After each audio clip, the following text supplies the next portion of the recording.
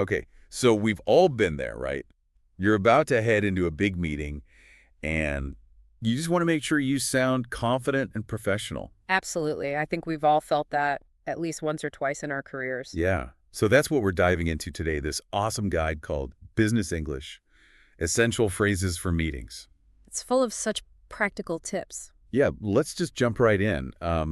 First impressions, they're super important. Yeah, I think we all know that from experience. Right. So what are some of the best ways to make sure you're starting the meeting off on the right foot? I feel like that can set the tone for everything that follows.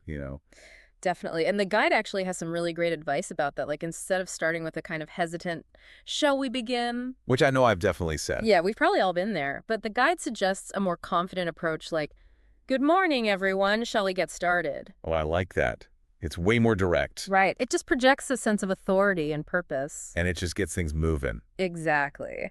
And another great option is let's dive in. Whew, I like that one too. Yeah, it's action oriented.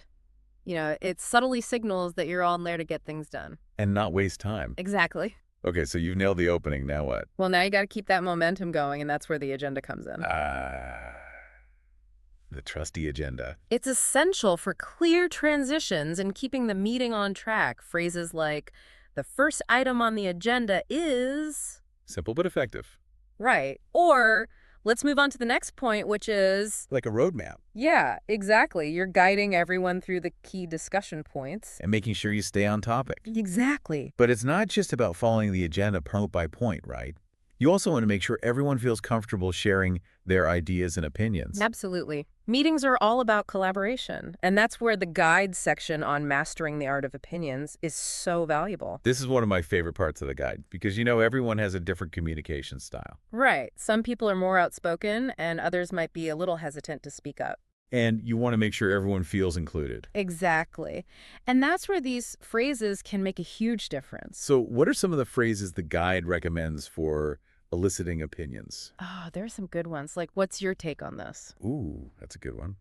Very casual, but still professional. Right. It's inviting, and it shows that you genuinely value their input. Yeah, it's not just going through the motions. Exactly. And another great one is, does anyone have any suggestions? That's a classic. It is, but it's a classic for a reason. It opens the floor for everyone to contribute their ideas.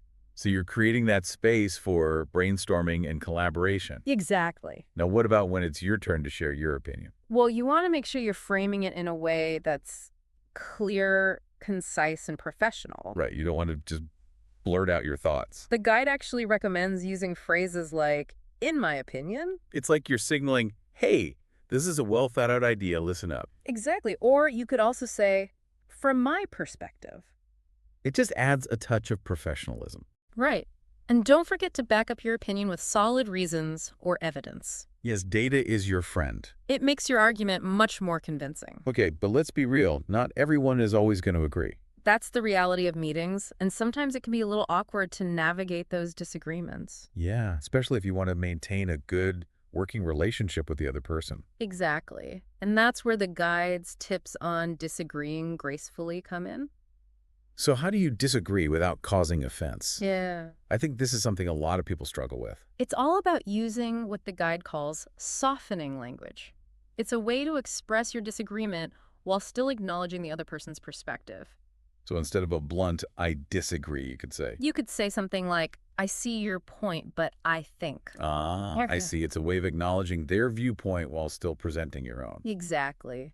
It's subtle, but it can make a big difference in how your message is received. It shows you're still open to their ideas, even if you don't completely agree. Right. It keeps the conversation constructive. Now, even with the bad communication skills, misunderstandings can still happen, right?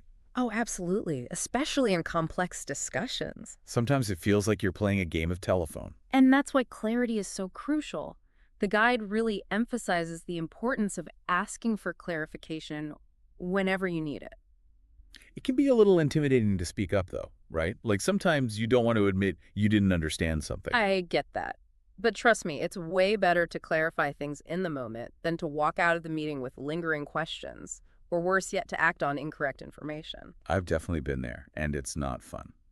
So don't be afraid to use phrases like, could you clarify what you mean by that? That's a good one. Or can you explain this in more detail? It's a sign that you're engaged and you're really trying to understand the discussion. Exactly. Okay, and what about summarizing key points? I feel like that often gets overlooked. It's so important, though, especially in longer meetings or when you're making important It's decisions. like hitting the save button on all the key takeaways. Yeah, you want to make sure everyone is on the same page and that there are no misunderstandings. So what are some good phrases for summarizing? You could say something like, to recap, we've decided to, Nice and clear. or so the main points are. Love it. Okay, this next one is a big one, time management. Oh, yeah, we've all been in those meetings that just drag on forever. And everyone is secretly checking their watches. So, how do you keep things on track without being rude? Yeah, that's the challenge. Well, the guide has some excellent strategies for this situation. Like what? You can use phrases like, we're running short on time, so let's wrap this up. Polite but firm.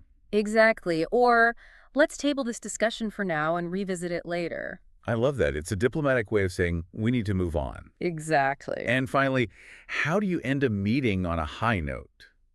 Well, just as a strong opening sets the tone, a clear and positive closing is equally important. Makes sense. Yeah. So what are some good closing phrases? You could start by making sure everyone has had a chance to speak, by saying something like, before we finish, does anyone have any final thoughts? That's a good way to make sure no one feels like they were cut off. Right. And of course, a simple thank you for your time goes a long way. It's just common courtesy, but it shows you appreciate everyone's participation. Exactly. So we've covered a lot of ground today. We have. From nailing those first impressions to keeping the meeting on track to ending things smoothly. It's all about effective communication. And you've given us so many practical tips and phrases to help us do just that. My pleasure. Hopefully everyone feels a little more confident about tackling their next meeting. I know I do. So as you're prepping for your next meeting, I want you to think about this. What meeting scenario do you feel most confident about now, and which of these phrases will you use? Good luck out there, and remember, practice makes perfect. Absolutely. Until next time. See you then.